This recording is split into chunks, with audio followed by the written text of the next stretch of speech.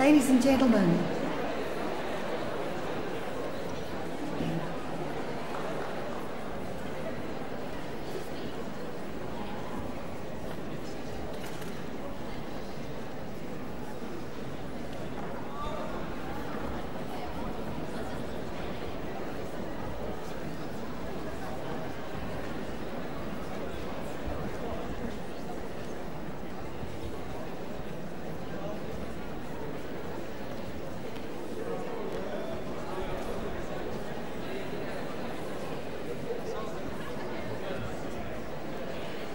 Ladies and gentlemen, welcome to the graduation ceremony for graduates of the Faculty of Health and Behavioural Sciences. In a few moments, the graduation ceremony will commence. The procession of staff will enter first, and after a brief pause, the university fanfares will announce the entry of the dais party. I will give you a signal to indicate that you should stand and to remain standing until both the staff procession and the dais party are seated. You may remain seated until I give this signal to you. Could I also remind you that flash photography is prohibited in this auditorium. For the comfort and enjoyment of all members of the audience, the university requests your cooperation in observing this rule. Thank you.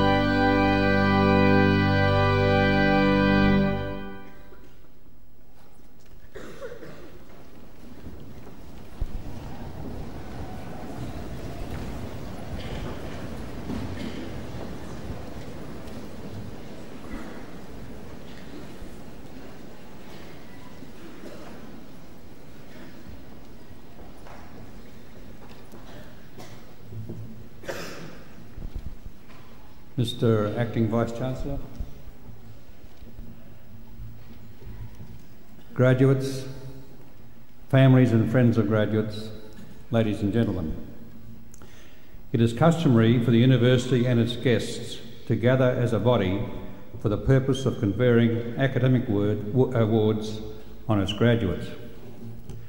On behalf of the Chancellor of the Griffith University, Mr. Justice McCrossan, it gives me great pleasure to welcome you all to this afternoon's graduation ceremony. The conferral of an academic degree marks the culmination of years of study and unremitting dedication on the part of each graduate. It is one of the truly memorable events in a student's life and is therefore a time for happiness and celebration. On behalf of the University, I extend a special welcome to our graduates who are here with their families and friends, and I congratulate them all on their success. Today is also a special occasion for our special guest, Mr. Clem Jones AO, who has made such a distinguished contribution to the Australian community. Griffith University will honour Mr. Jones this afternoon by bestowing on him its degree of Doctor of the University. More will be said about Mr. Jones later in the proceedings. In the meantime, I extend to him a very warm welcome. We are delighted that he is able to share with us this important event in the life of the University. 1996 is a significant year for Griffith University, marking as it does our 25th anniversary. Throughout this anniversary year, members of the university community will have the opportunity to reflect on Griffith's past and join together in celebration of its many achievements. Since its establishment in 1971, Griffith has maintained a unique vision and a distinctive mission in the pursuit of academic excellence and in the provision of community service. Its commitment to a collaborative and interdisciplinary approach to teaching and research, together with a progressive and innovative outlook, has seen the university chart a new path across the higher education landscape. At Griffith, our degree courses have been carefully structured to reflect the constantly changing face of future trends and worldwide directions. The courses we pioneered in public policy and administration, environmental science, Asian relations, and technology management, to name a few, are long-standing examples of Griffith's innovation in course development. Today, Griffith enjoys a national reputation for its excellence in many fields and is one of Australia's fastest-growing universities. In 1996, the university will have some 20,000 students on 5 campuses from Brisbane to the Gold Coast, with a 6th campus to be established at Meadowbrook in Logan City. Griffith has received an additional 1,150 places for the period 1996-1998, and of these, 60% will be allocated to the Gold Coast campus and 40% to the new campus at Logan. The strong demand for Griffith University courses was clearly demonstrated in the overall number of applications for admissions lodged for 1996.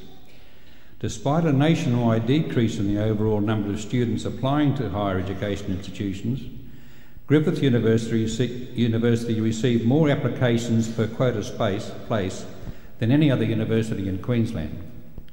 All faculties, colleges, divisions and campuses have contributed to the university's success, and all members of the university community are to be congratulated. This afternoon, our graduates are from the Faculty of Health and Behavioural Science. Over the past year, this faculty has grown and developed in response to the ever-changing needs within the health sector. This year, the faculty introduced a new PhD which combines professional training in clinical psychology and the traditional research focus of a doctorate. It also offered a new graduate diploma/master of human services, aimed at broadening the university's offerings in the health services area. The Graduate Diploma of Mental Health Nursing was introduced in 1995 on the Nathan campus for training specialist nurse practitioners to meet the challenges of delivering mental health services in a community health setting. This year the program is being taught at Nathan and at the Woolston Park Hospital Complex. This is a cooperative venture with Queensland Health and includes adjunct appointments to the university for staff at the hospital. The faculty is keen to see closer working relationships between the university and the healthcare sector to ensure the education of our health professionals is appropriate to the needs of our modern society. The research profile of the faculty was further enhanced this year with the commencement of a collaborative project between Griffith and the University of Utah on improving health at the family level. The faculty has also received a grant of $300,000 from the Motor Accident Insurance Commission to establish a research fellowship in rehabilitation. Let me return now to the students who have completed their studies and who are to receive their awards today. They have demonstrated a command of the knowledge and skills necessary for their chosen field of endeavour, as well as a willingness to persist with the level of discipline needed for high achievement in any field. Together, these qualities provide an excellent foundation for establishing a successful career. Our graduates this afternoon join an impressive company of people who have already achieved success and acclaim in Australia and overseas. Our new graduates will, I am sure, make an equal contribution. As we continue with this afternoon's proceedings, I express warm congratulations to each of the graduates and extend to them our best wishes for their lives ahead.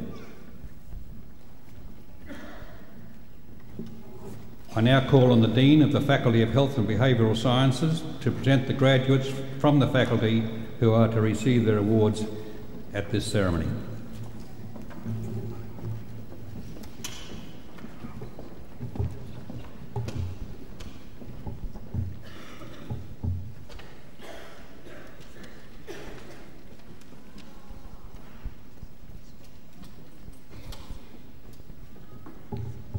Acting Deputy Chancellor, I present graduates who have been granted the Bachelor of Arts in Leisure Management or Bachelor of Leisure Studies. Warwick Absalom.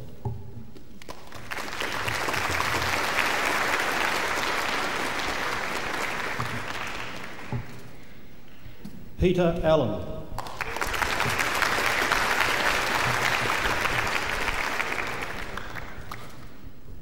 Tony Andrajic.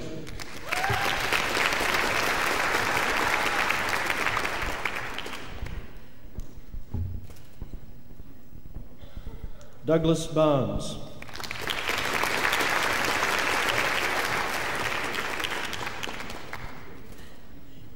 Anthony Beek.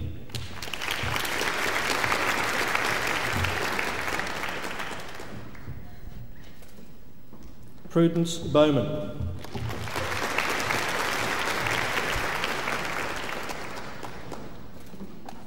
Heather Brownlee.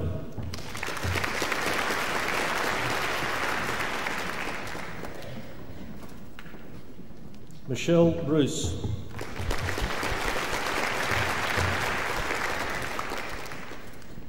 Ben Cameron.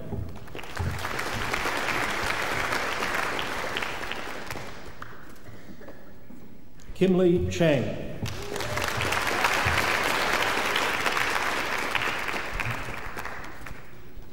Peter Clark.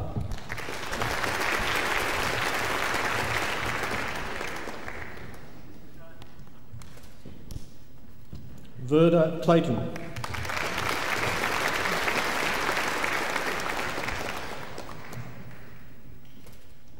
Rochelle Cole.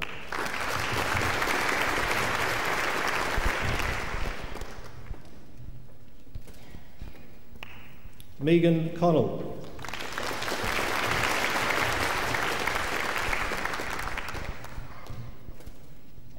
Simon Cook.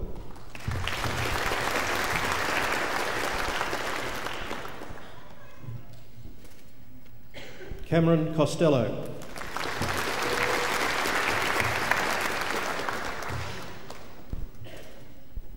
Kylie Crocker.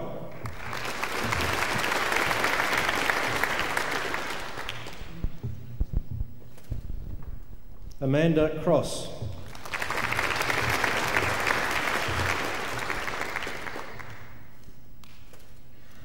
David Crutchley.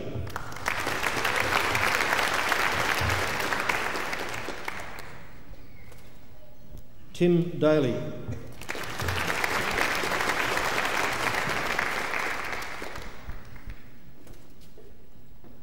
Gregory Denny.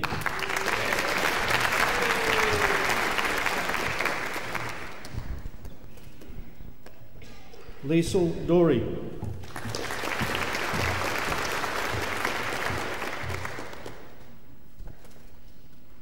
Sharon Doris.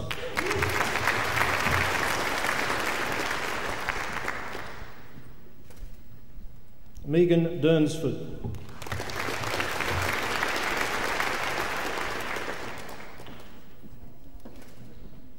Renelle Eccleston.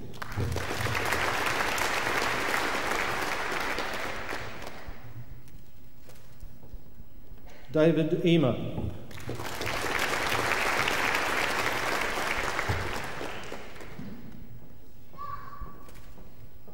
Monica Erickson.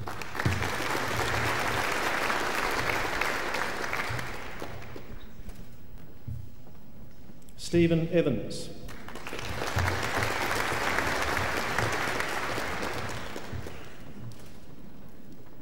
Justin Faust.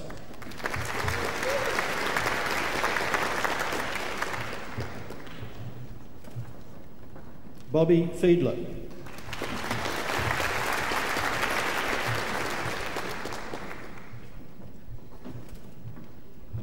Michael Foran.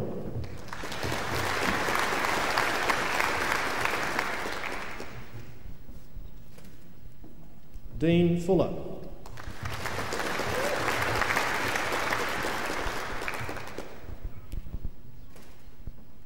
Paul Giorgio.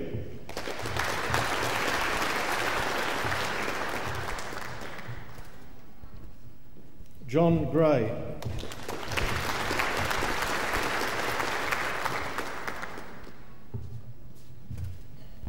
Gary Greenwood.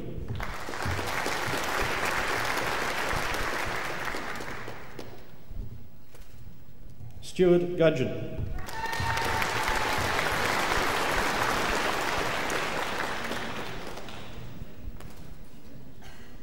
Sarah Hamilton.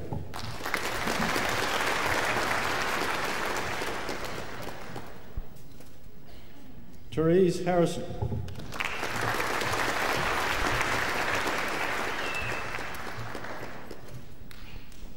John Harvey.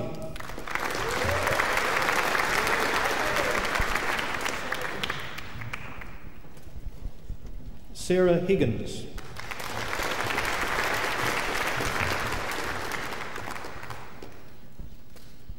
Naomi Honas.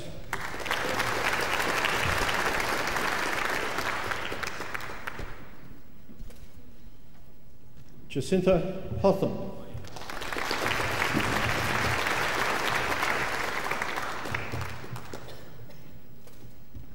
Heather Irons.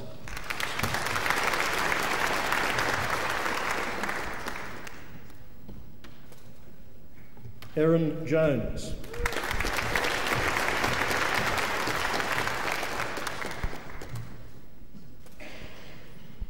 Kathleen Kelly.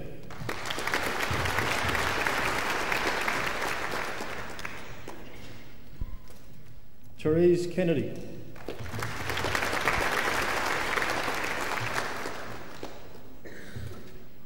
Bronwyn King.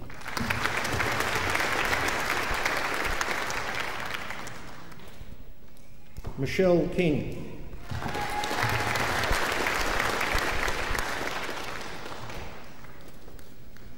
Sandra Kington.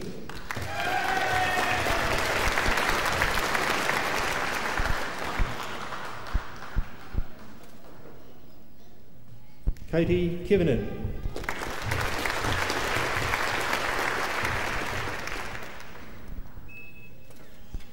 Kia Lamb.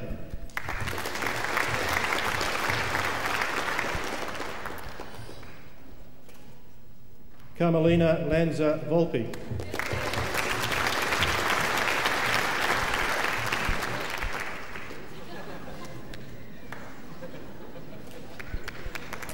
Fiona Larter.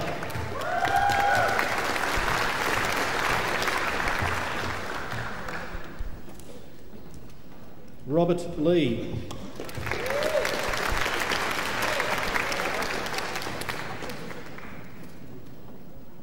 Jason Liverton.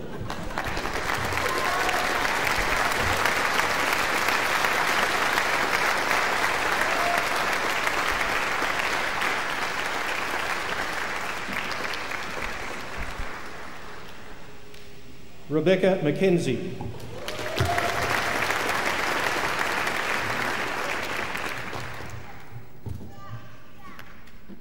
Inga Mathivi.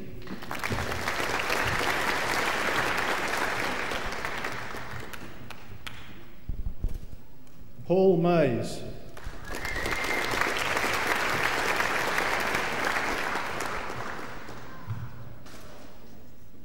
Donna McCosker.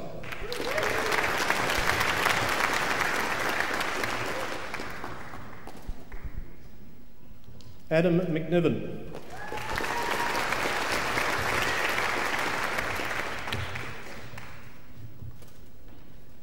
Michelle Meacham.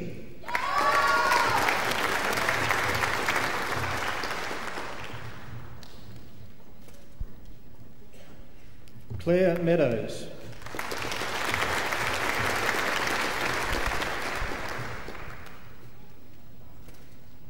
Jala Millington.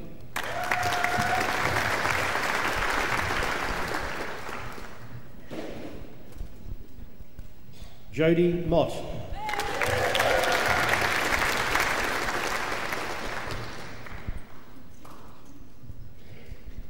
Kylie Muldoon.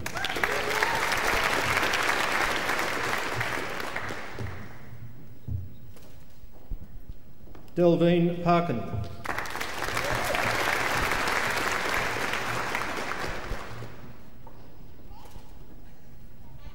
Vicky Price.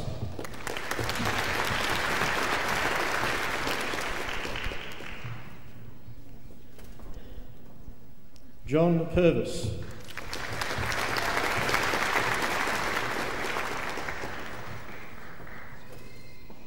Michelle Ramsey.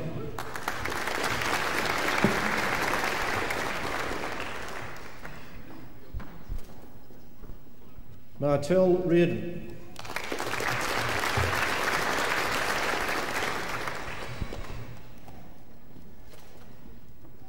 Kath Rogers.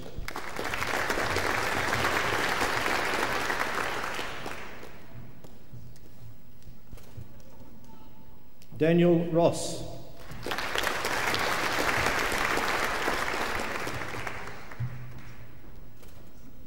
Paul Ryan.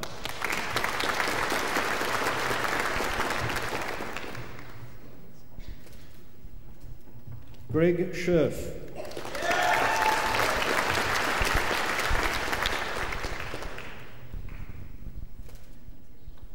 Rowan Searle.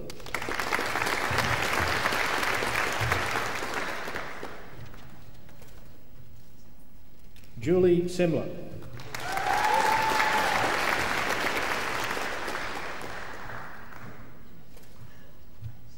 Benjamin Shapiro.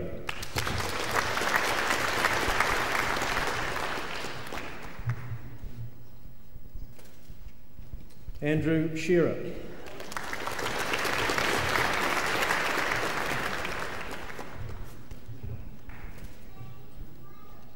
Gwen Schmidt.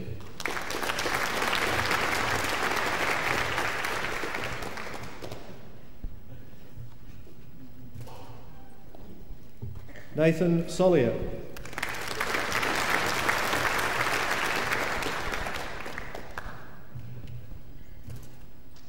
Karen Spowett.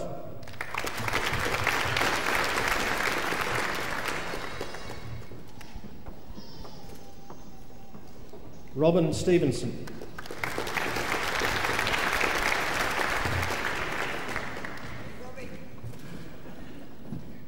Lisa Stevens.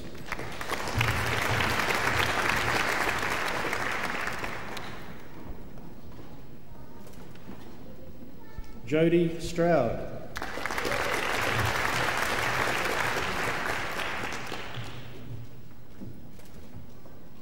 Cameron Stewart Nairn.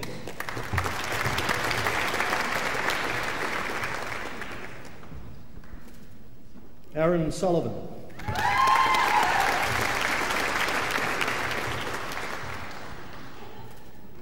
Vicky Sullivan.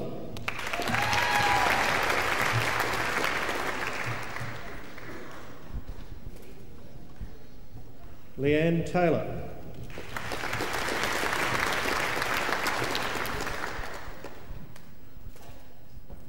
Craig Thurkelson.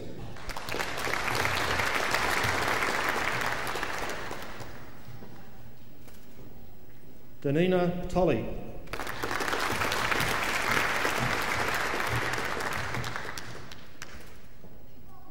Rochelle Toomey.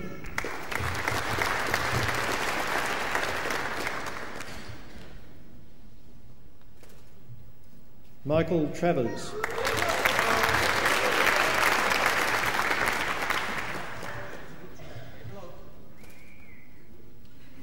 Kylie Tweedy.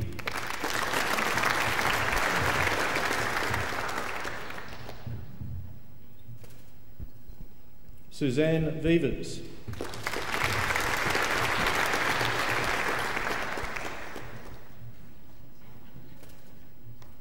Amanda Vine.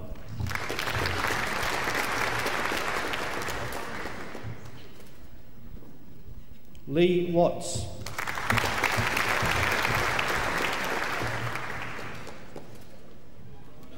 Leah Whitred.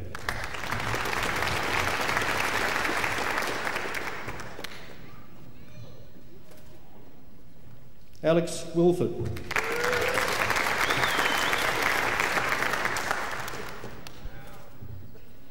Matthew Wilson.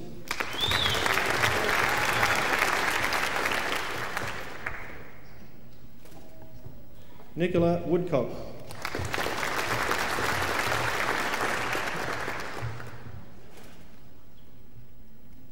Renee Woodforth.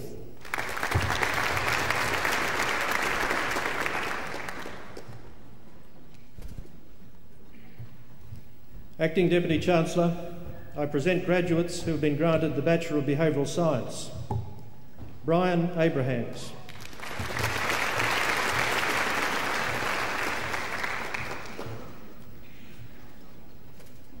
Erin Atkinson.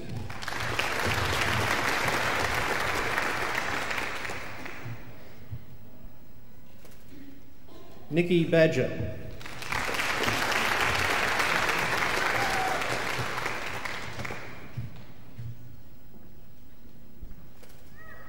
Christina Bartlett.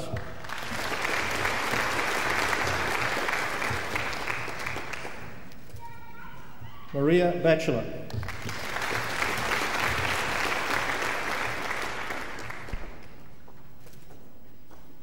Luke Beasley.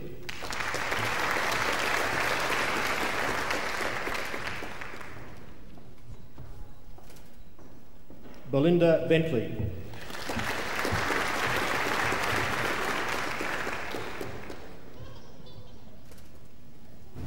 Nicole Best.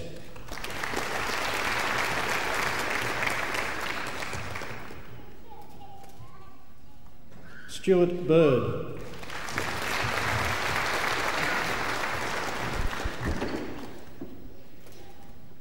Peter Bishop.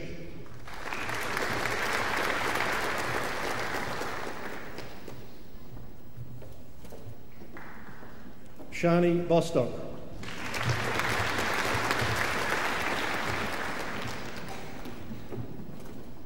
Sarah Branch.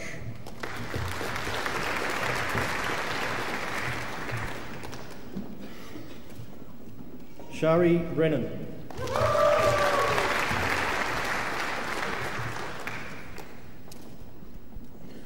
Terence Brennan.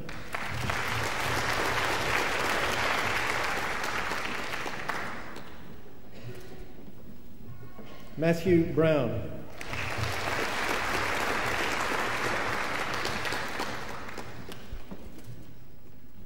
Samantha Bursnell.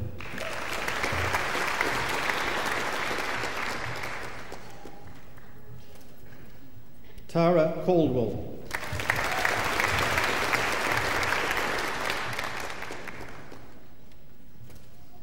Kirsty Cameron.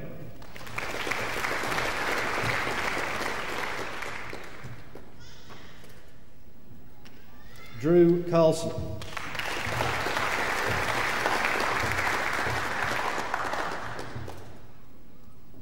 Felisa Kavanagh.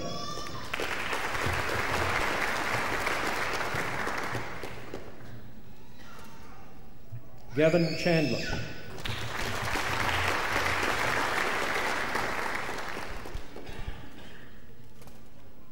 Mayra Christensen.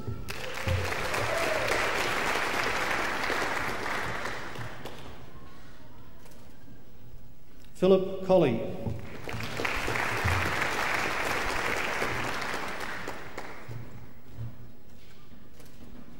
Jodie Cook.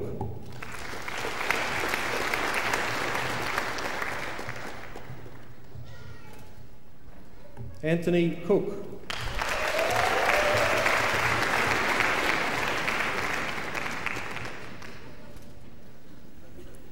Pam Courtney.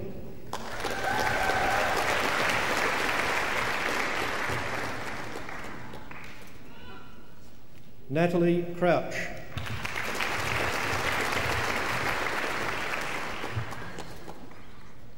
Patricia Dallas.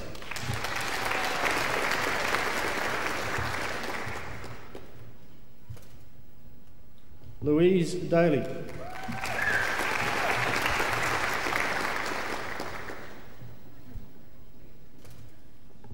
Mary De Silva.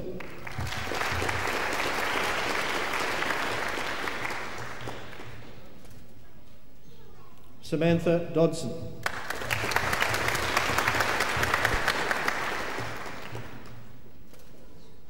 Matthew Dyer.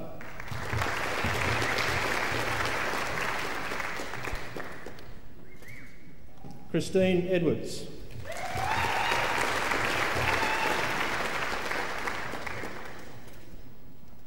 Angela Elliott.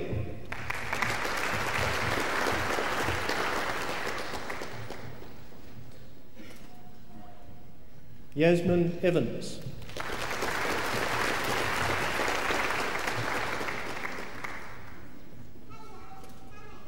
Lynn Everett.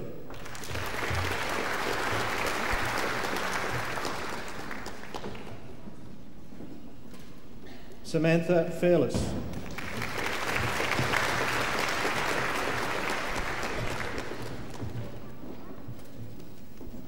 Charles Farrugia.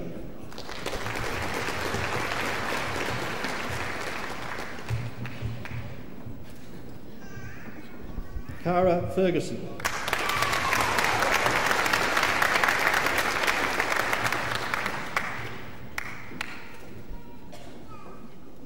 Bernadette Fitzgerald.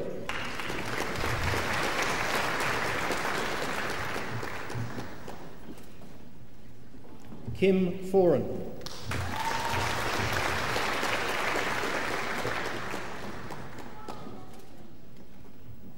Gillian Franey.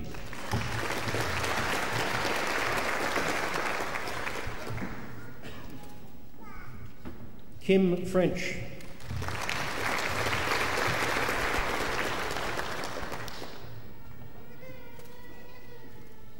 Alison Geppert.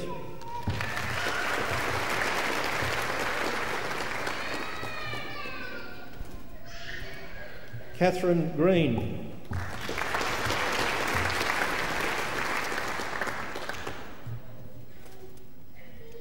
Claire Groves.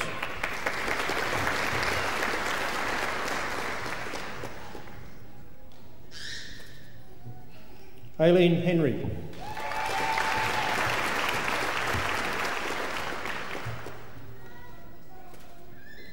Leanne Hydes.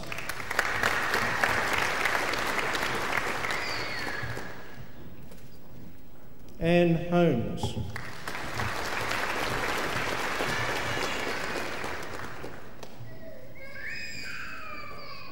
Jane Holmes.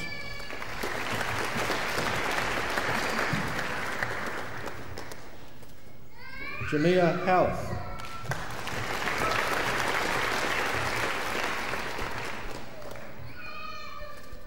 Cindy Hoyer.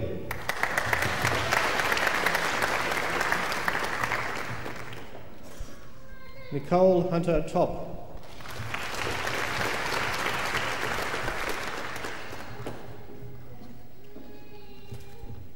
Jason Hurst.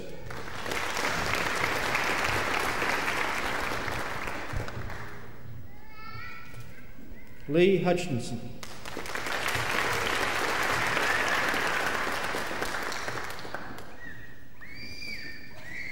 Adana Islam.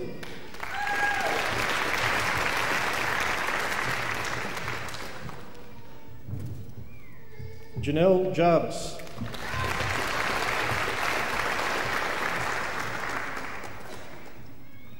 Paula Johnson.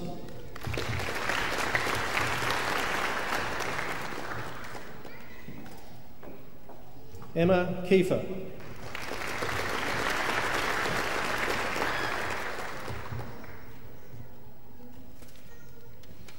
Dominica Kennedy.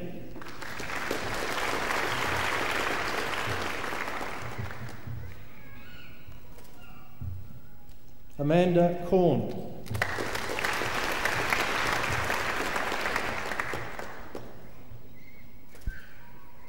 Andrea Large.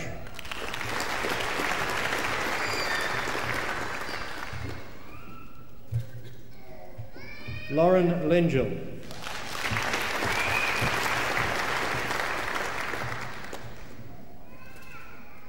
Angela Lewis.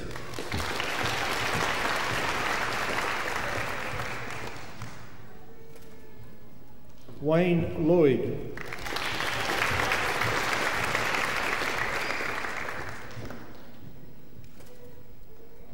Vincent Lowe.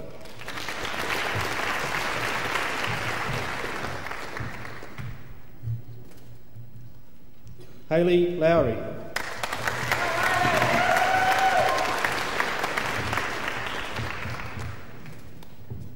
Rita Lutfi.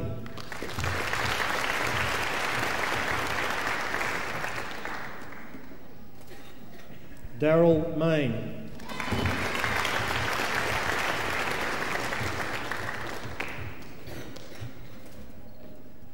Maria Marquez.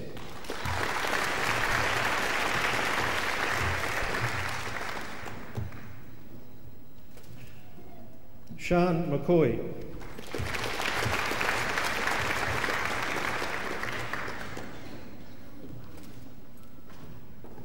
Aaron McEwen.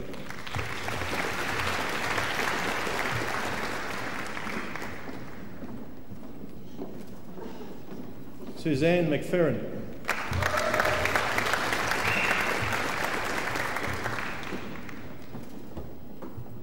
Amanda McPherson.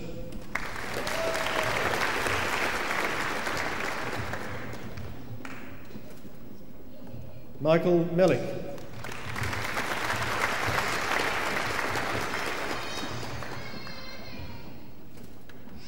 Zilpha Manghetti.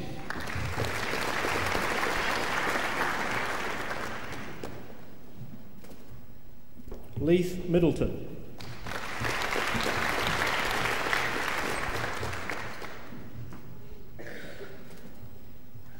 Anna Migotto.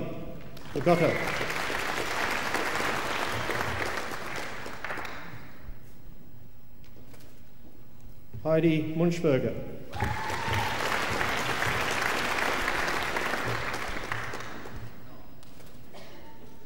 Deborah Naismith.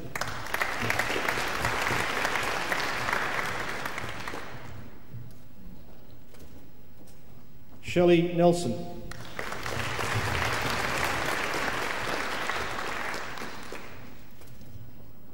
Kathy O'Rourke.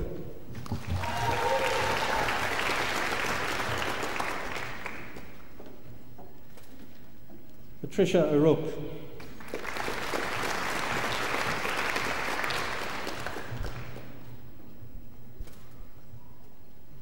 Andrew Pearson.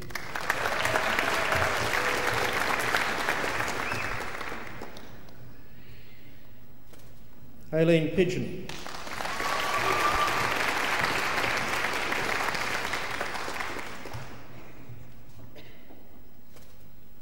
Kim Pocock.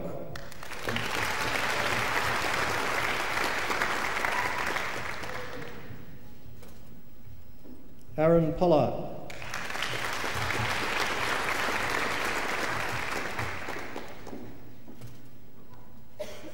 Emma Howlett.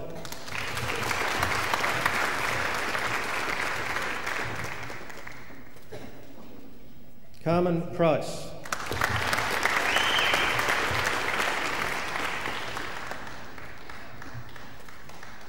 Andrea Quinn.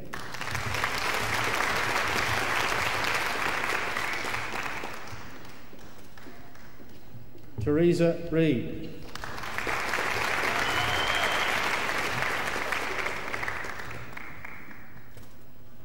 Kate Richards.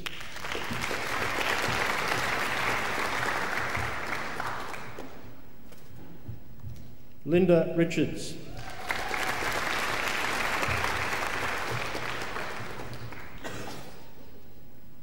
Bronwyn Roberts.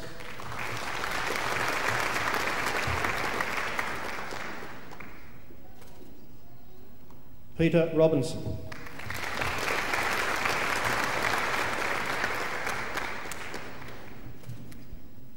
Gabriel Ruddy.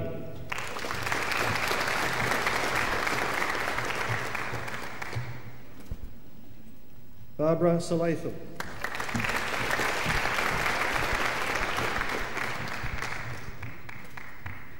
Michelle Salmon.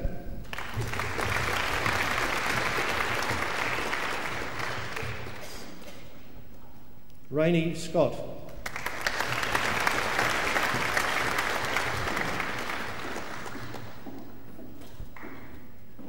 Tina Scrine.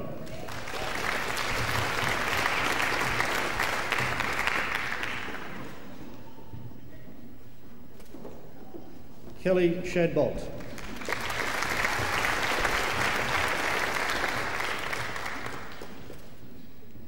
Joanna Sims.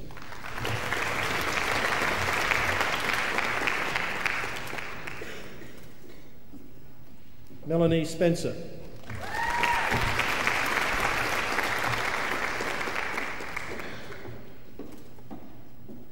Diane Stone.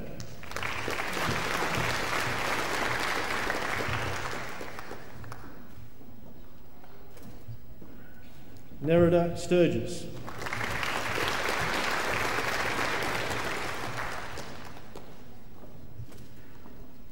Chantel Tasker.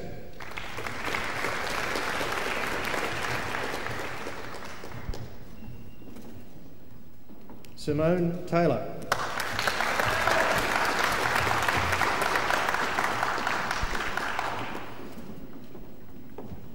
Lindsay Trims.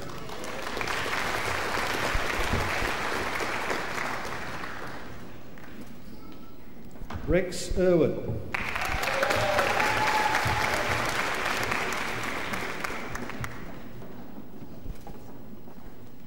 Megan Valentine.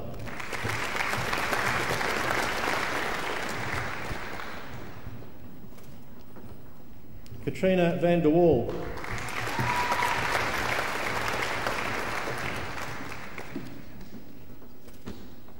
Matthew Wallace.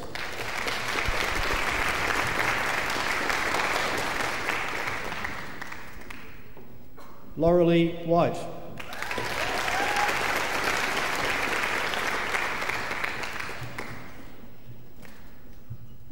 Celeste Whiteman.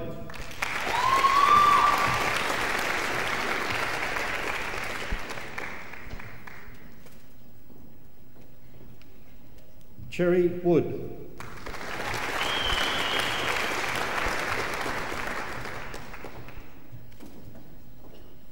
Cameron Young.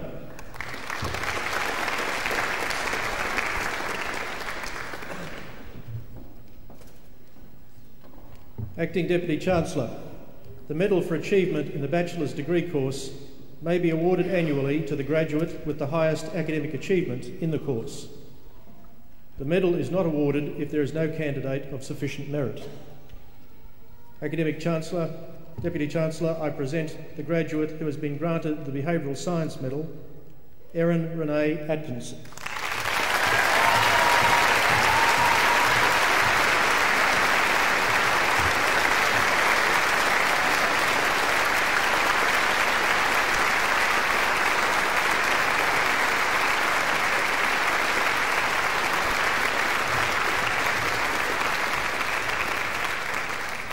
Acting Deputy Chancellor, I present the graduate who has been granted the Leisure Management Medal, Prudence Jane Bowman.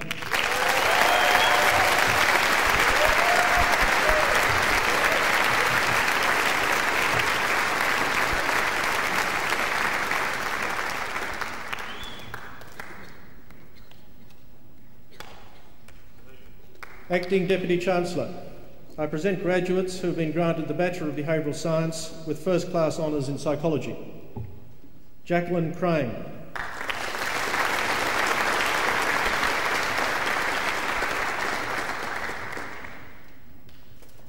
Tara Fox.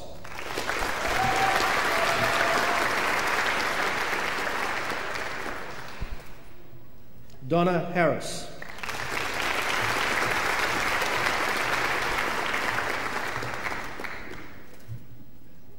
Elizabeth Miller.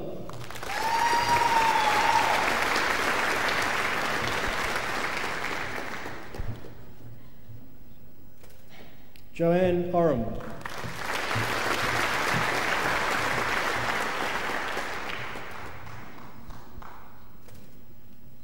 Trudy Sheffield.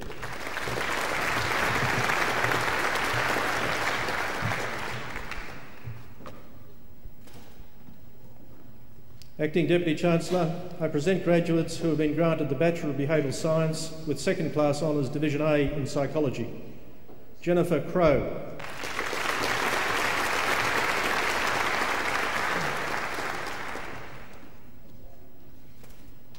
Alistair Lawrenson.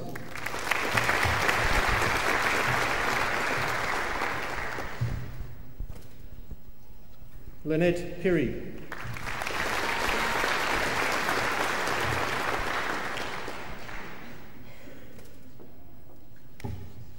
Acting Deputy Chancellor, I present two graduates who have been granted the Graduate Certificate in Disability Studies. Nancy Smith.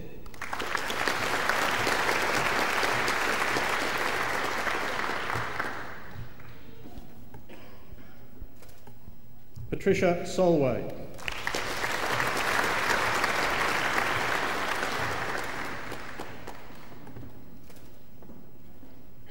Acting Deputy Chancellor, I present graduates who have been granted the Graduate Diploma of Outdoor Education. Joe Asquith.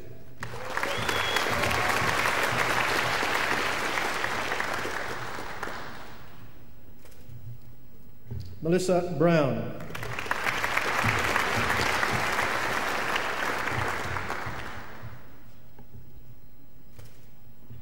Libby Clegg.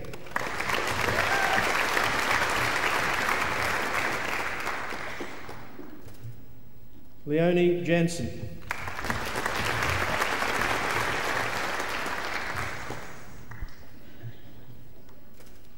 David Lowe.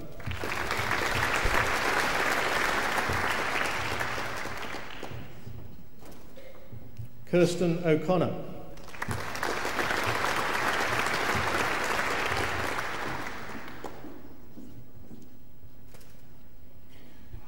Michael O'Gorman.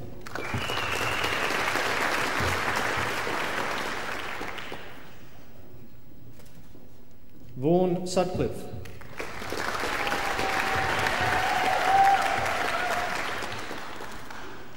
Mark Boston.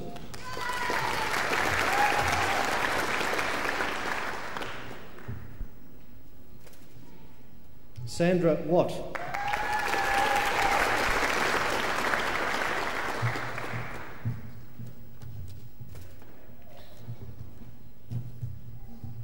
Susan Wolstenholme.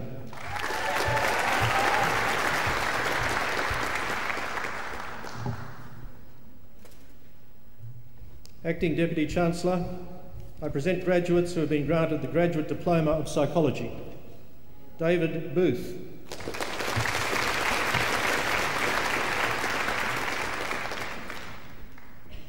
Amanda Chalmers.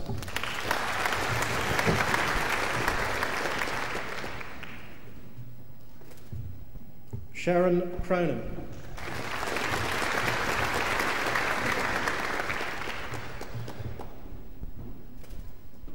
Miranda Gill.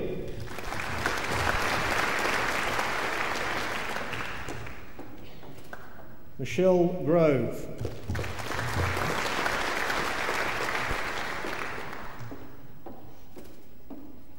Paula Jacob.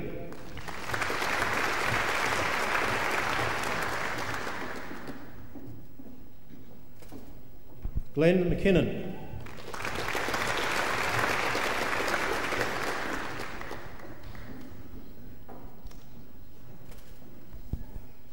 Lara Mills.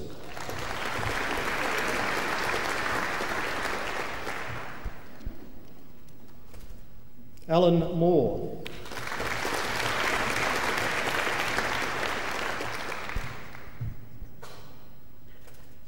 Karen Newlinger.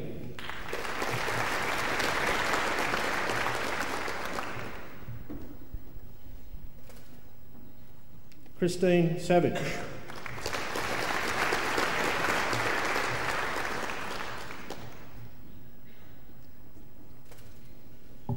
Elizabeth Thomason.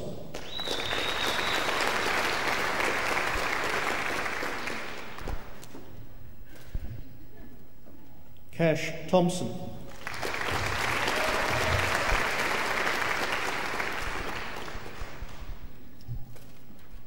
Genevieve Wong.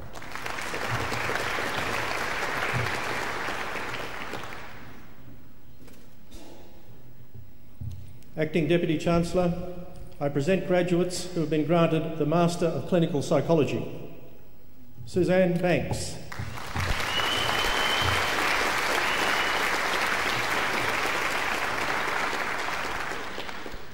Nicole Crook.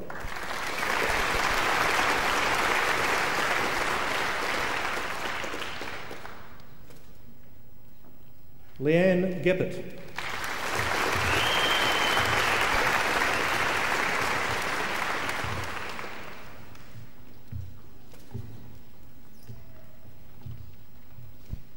Acting Deputy Chancellor, that concludes the presentation of graduates of the Faculty of Health and Behavioural Sciences.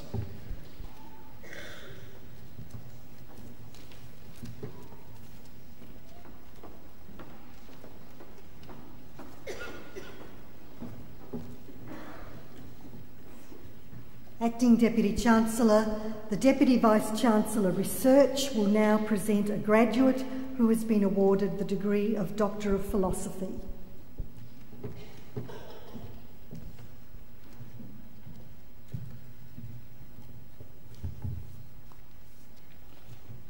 Acting Deputy Chancellor, the degree of Doctor of Philosophy is awarded to a graduate who has successfully completed a prescribed program of study, principally of research. A thesis embodying the outcomes of the research is the principal basis of examination. The degree is only awarded if the examiners are satisfied that the thesis makes a significant and original contribution to knowledge and understanding of the field of knowledge with which it is concerned. Today, the University is proud to honour a Doctor of Philosophy graduate who has satisfied these rigorous criteria for the award of the degree. You'll be interested to note that this is the first doctorate ever awarded by an Australian university in leisure studies. Acting Deputy Chancellor, Graham Caskelly has been granted the degree of Doctor of Philosophy, taken in the Faculty of Health and Behavioural Sciences.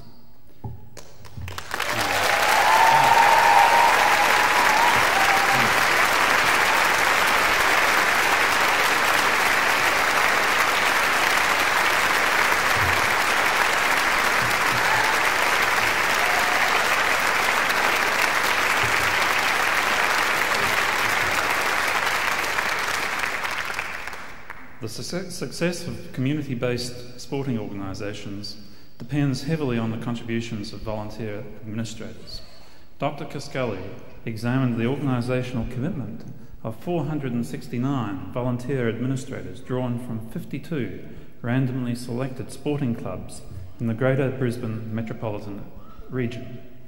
A number of variables were found to be significantly predictive of organisational commitment, such as age, occupational prestige, number of years as an organisational member, hours per week put into administration, rate of meeting attendance, altruism, and perceived effectiveness of committee functioning.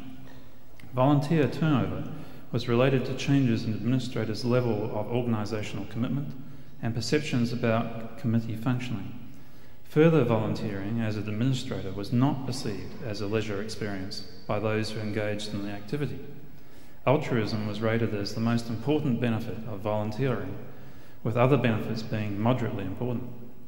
Acting Deputy Chancellor, I present Dr. Graham Caskelly.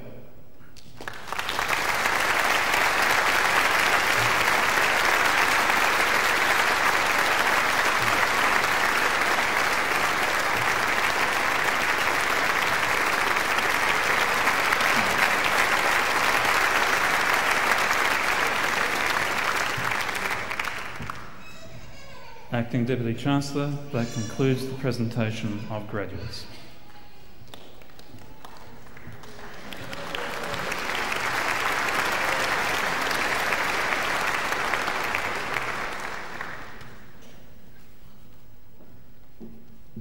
Ladies and gentlemen, there will now be a brief musical interlude brought to you by the Griffith University Collegiate Singers.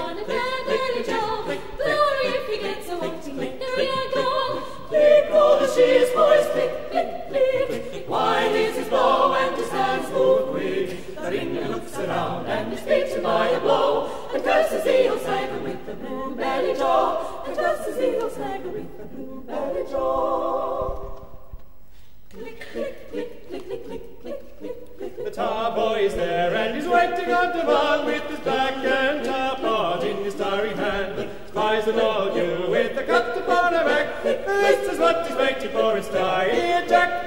Click all the shears for his click, click, click, click. Wide is his bow and his hands move quick. The ringer looks around and is beaten by a blow, and curses the old snagger with the blue belly jaw, and curses the old snagger with the blue belly jaw. Click, click, click, click, click, click, click, click. In the middle of the floor, in the cane-bottom chair, sits the boss of the board with his eyes everywhere.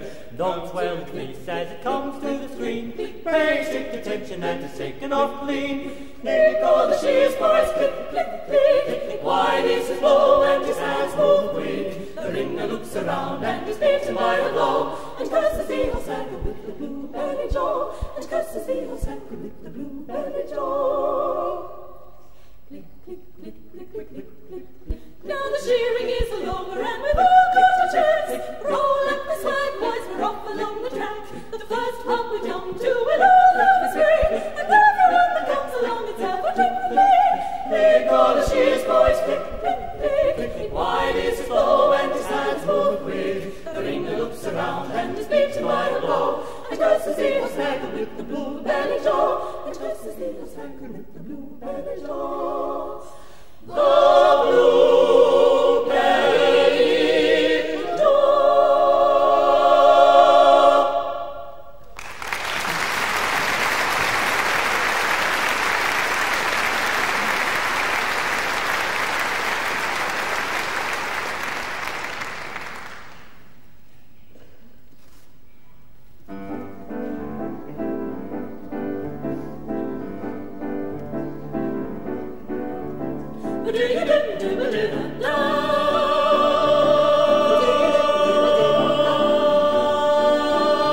Once a jolly swagman camped by a billabong under the shade of a coolie pine tree, and he sang as he watched and waited till his billy boiled. You come a waltzing Matilda with me. Down came a jumbuck to drink at the billabong. Up jumped the swagman and grabbed him with glee, and he sang as he shoved that jumbuck in his stocking bag. You come a waltzing Matilda with me. Waltzing Matilda, waltzing Matilda, you come a waltzing Matilda with me. And he sang as he shoved that jumbuck in his stocking bag. You come a waltzing Matilda with me.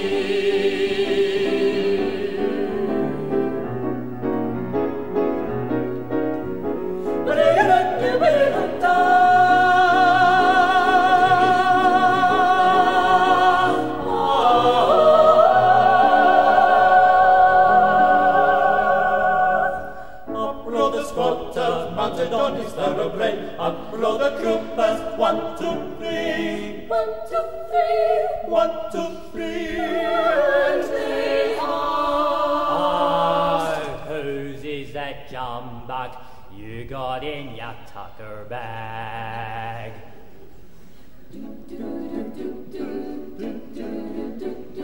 Waltzing Matilda, waltzing Matilda, you come a waltzing Matilda with me. Up jumped the swag and it's right into the billabong. You'll never catch me alive. Sang he, and his ghost may be heard as you pass by that billabong. Who will come a waltzing Matilda with me?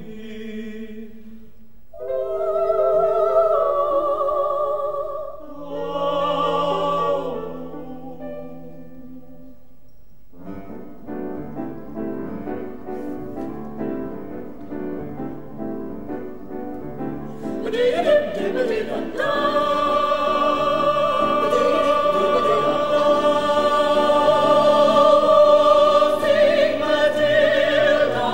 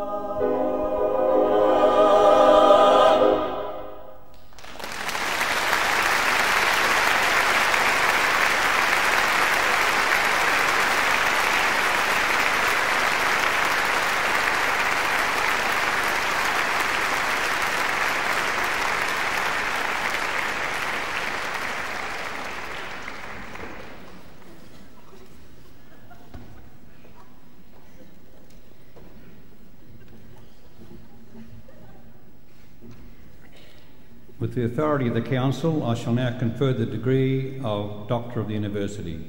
I now call on the Acting Vice-Chancellor, Professor George Carney, to make this presentation.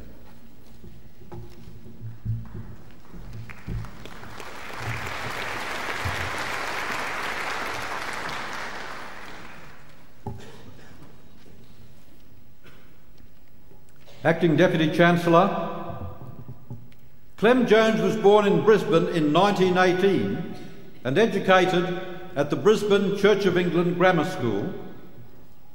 He graduated from the University of Queensland with a Bachelor of Science degree and later completed postgraduate studies in public administration and municipal government at the University of California at Los Angeles in 1950s.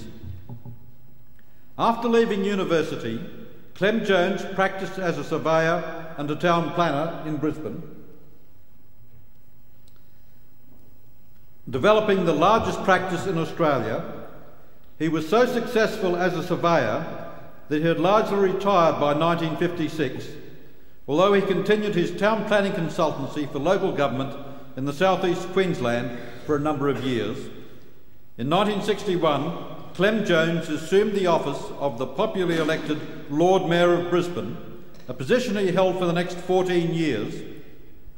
Lauded as the Patriarch of Brisbane, he was responsible for the upgrading of the image of Queensland's state capital to that of a progressive, modern city.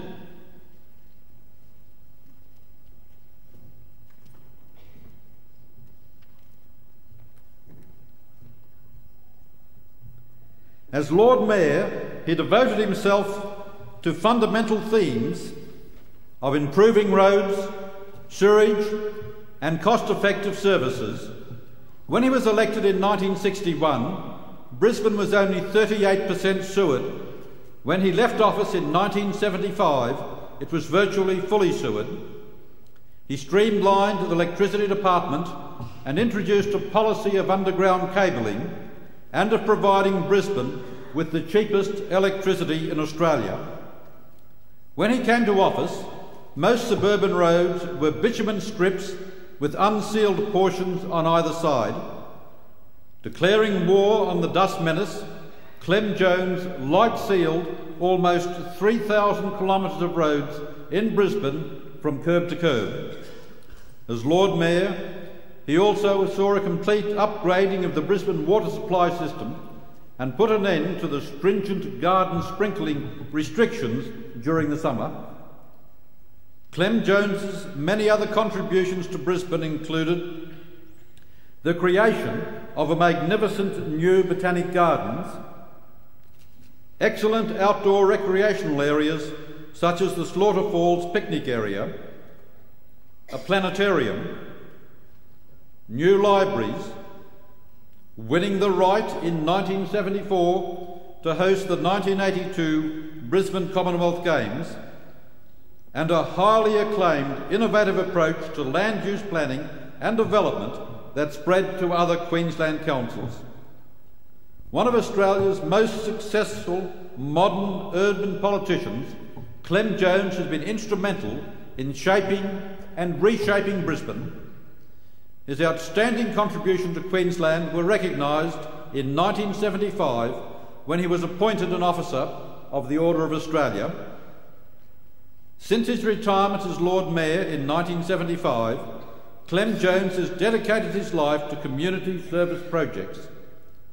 As chairman of the Darwin Reconstruction Commission from 1975 to 1978, he was responsible for coordinating the project of rebuilding Darwin after the devastation caused by Cyclone Tracy, as well as creating a Brisbane food bank, establishing the Clem Jones Home for Aged and Disabled, and serving as a life member of 16 sporting bodies in 9 different sports. He has also taken on the role of protecting the youth of Brisbane's southeast corner. He regards the Clem Jones Youth and Welfare Centre, a registered charity organisation sited on a 18-hectare piece of land at Carina, as one of his greatest achievements. More than 400,000 people use the centre every year, which has cricket, rugby and athletic fields, a baseball centre, the largest junior athletic club in Australia with a handicap division, netball, tennis and squash courts, a gymnasium and much more. Clem Jones is committed to solving what he believes is the main problem affecting youth today: boredom. He believes that youth idleness and loneliness, exacerbated by high unemployment and a paucity of leisure facilities, are the enemy of society. Through his Youth and Welfare Centre and the annual Crackerjack Carnival, which raises funds for the centre, he has provided hope for many of Brisbane's youth, allowing them a channel for their energies in new and constructive ways. It is especially fitting that the Council of Griffith University should honour Clem Jones in recognition of his long and distinguished contribution to the community. Acting Deputy Chancellor, it is with great pleasure that I present to you Clem Jones for admission to the degree of Doctor of the University.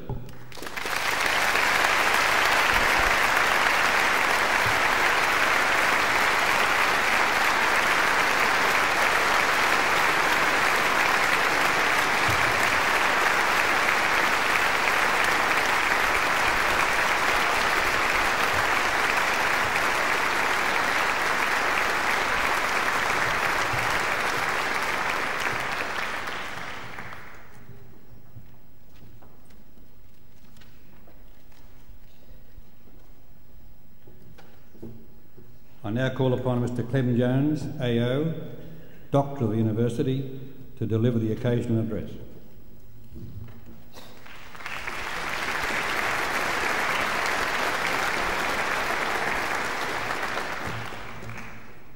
Acting Deputy Chancellor, Acting Vice-Chancellor, graduates, ladies and gentlemen, it is extremely difficult to find words to express my appreciation of the honour which you have bestowed upon me this afternoon.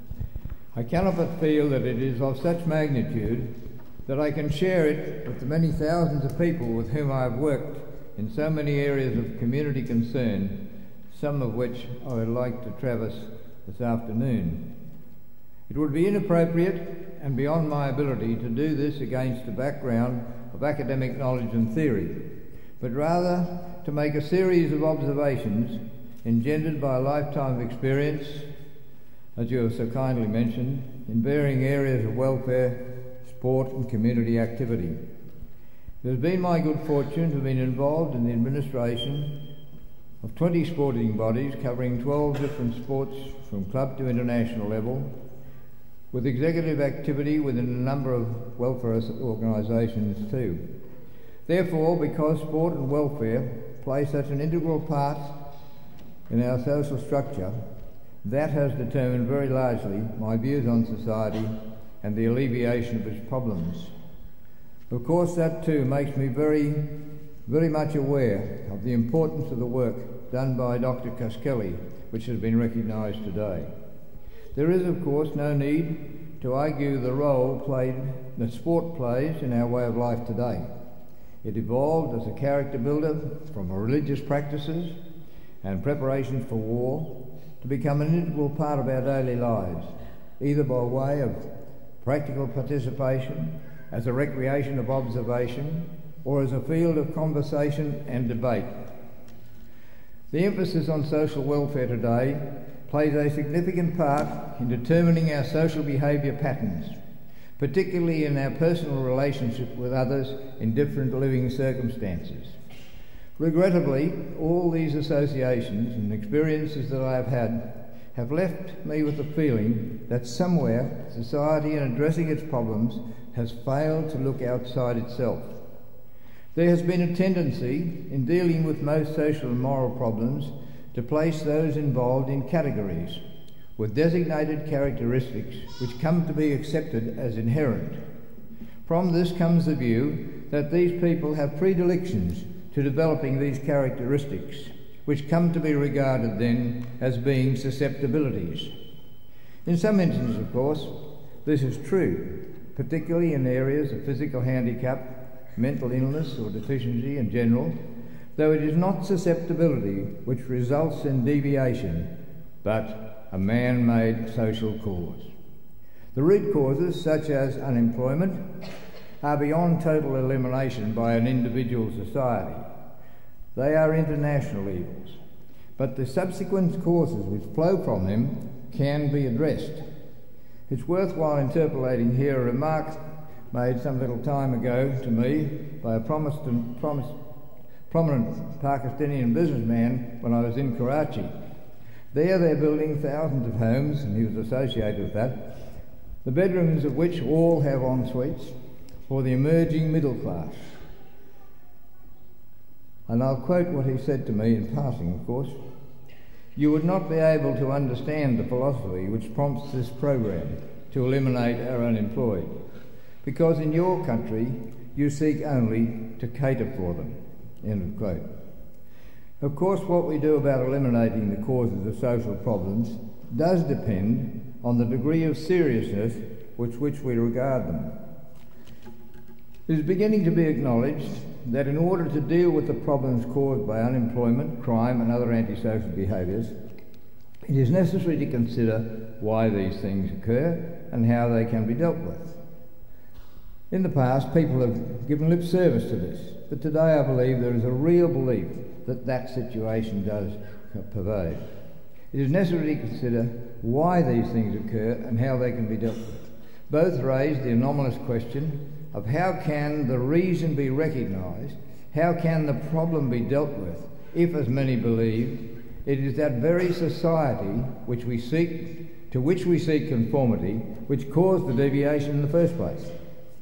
Society itself and accepted social behaviours must always in the ultimate be suspect when those that do not conform are the subject of the attention of those conforming, who themselves established the non-conformity by their own failure. However, slowly but surely, the view is coming to be accepted that the responsibility for non-conformity does in fact rest with the conforming, and the task of promoting community services as alternatives to the behaviours resulting from such things as loneliness, frustration, boredom, isolation, segregation, alienation must be addressed by the so-called conforming society. Clearly again, the worst situation society faces today, and has faced for a long time, is that there is resident in a large mass of people, particularly young people, but not only, who simply have nothing to do with their leisure time. Some little time ago, the Queensland Government, recognising the seriousness of this problem and society's responsibility to do something about it, embarked on a new approach which aimed at involving the community itself in dealing with it. It set up the Clem Jones Advisory Council to make recommendations to government on a community recreation centres program and to do such things as were deemed necessary to implement it. These involved, among other things, I'll mention just but a few, finding the basic causes of each situation and circumstance which it seeks to alleviate, establishing the extent of the involvement in areas of concern, of private enterprise, privately structured community organisations, established public community bodies, private and public schools, local authorities and so on. Obtaining a clear and detailed knowledge of what is presently being done and by whom, and what is proposed to be done and by whom. It should be noted that while there seem to be a great number of so-called consultative processes in existence and proposed, many could better be described as conflicting or argumentative processes. Considering this, perhaps the final matter I'll refer to, as I said, there are a number of others, but I'll deal with what I think are the most important. Considering the big question of utilisation of school facilities for community recreation purposes. This involves consideration of questions such as whether there is inherent in the mind of a school child an attraction back to school after school hours, and if so, whether this desire is usually targeted towards vandalism and arson, which we find is so often the case. If so, again, whether and how such can be channeled into a desire to return to participate in community activities. This is further involved in the consideration of management structures and the question of how they control the outside school hour use of school facilities. In relation to the utilisation of school facilities, I might mention by the community, it must be remembered that while it is a great concept, it is a complex one, varying in nature and degree from school to school, principal to principal, and P&C committee to P&C committee. To ensure that these programs are community oriented, it is very desirable that they are self-funded. For this to be successful, the management structure must ensure viability. To ensure this, there is a very real need for trained people, particularly with university experience and a background of understanding in this area, to be encouraged into this field, to provide not only management expertise, but understanding of the implementation of it. These places must be viable, but not just on a business basis. It is an activity which requires organisation and management skills overlaid by compassion and understanding. The approach too must be a practical one. Every area is different and challenging. There cannot be set rules. Provision of spectator facilities, for example, is just as important as the provision of facilities to play the game. Watching and playing are both satisfactory and acceptable pursuits in giving people something to do. That, I feel, is one of the areas which is not generally recognised. People think it's proper that we should provide facilities for people to play, but it's people should pay for their own spectator establishments. That's not the way it should be, because it doesn't matter in our society, in this life, just what you're doing to occupy your time, provided it is satisfying to you and fits in with the demands of your community. It is vitally necessary to obtain an understanding in every instance of the particular human behaviours involved, and there are many variations in them, particularly in the disadvantaged areas, in order to ensure that the facilities provided cater for them. We so often provide facilities and then expect them without having regard for what is needed in this wide range of demands. Those working in these areas find that defining needs is not difficult. Sadly, they are all too clear. Determining which of the many ways is best to provide for each particular need is also a reasonably easy task. But convincing all concerned that these ways are the right ways can in many instances be extremely difficult. It can only be done, as I've already said, if there is a conscious acceptance of the fact by all involved that as it is society's failures which have created the situations we are now charged with remedying. Our attitudes and our ways have been responsible for these situations. Our attitudes and ways must change if we are to remedy them, and to change fundamental attitudes and ways is always a big ask. The difference between people's abilities, their needs and their desires will in this new world become greater no matter what is done. That observation leads to the political aspect of it all. Perhaps it is therefore proper to end these observations with a brief aspect of the role of politics in it. There are masses of people, young and old, who simply cannot do anything. They are just physically and mentally incapable of doing the only jobs available to them. There is no simple step from the sub to the normal. It's a long, slow gradation. One is lucky enough to have a doctor's certificate providing a pension instead of a job or the dole. One is treated with kindness and respect. If one is marginally different, and there are many thousands who are and cannot get a job, one is, to use a horrible term, a dole bludger. No wonder so many commit suicide.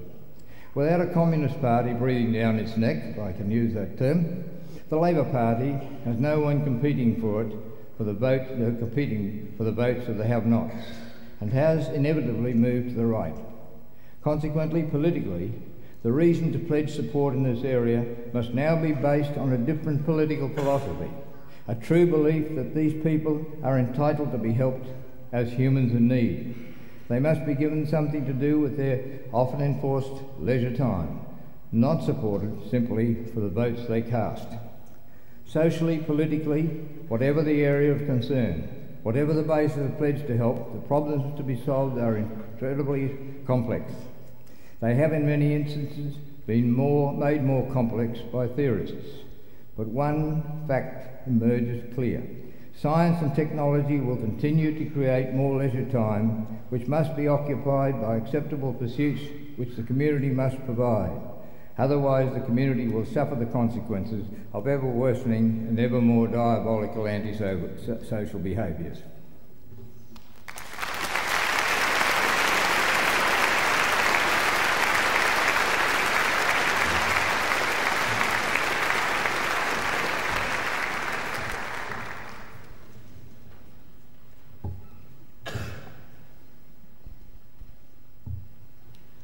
Mr. Jones, Officer of the Order of Australia, Doctor of the University, thank you for honouring us in accepting the award of the degree, and particularly today for sharing with us your philosophy, your creed, which obviously has driven your life for so many years.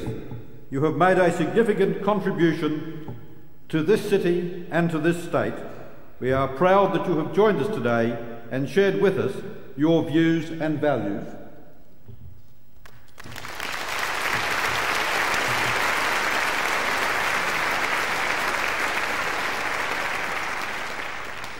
I wish to add my own congratulations to the graduates today who have achieved so much, to wish them success in their future careers, and to entreat all graduates to retain membership of your university, to join the Alumni Association and keep in touch with your alma mater throughout your life.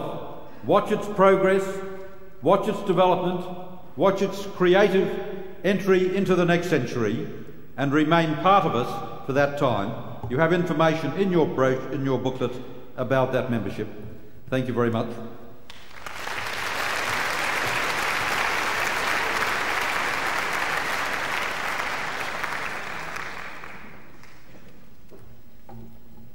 Ladies and gentlemen, the ceremony is now concluded. When the fanfares begin, please rise and remain standing as the dais party, the staff procession and the graduates retire. Thank you.